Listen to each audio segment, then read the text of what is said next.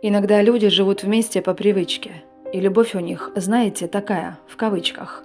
Просыпаются рядом, усыпают в обнимку, и семья у них с виду как будто картинка.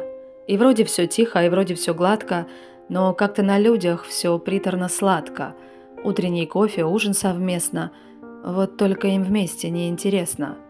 Дежурные фразы, дежурные жесты, заботы по дому и игра с детьми в квесты.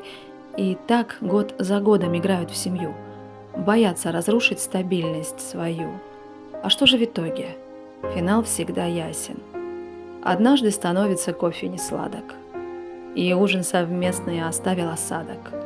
Квесты все пройдены, дети взрослеют, стены совместного дома пустеют.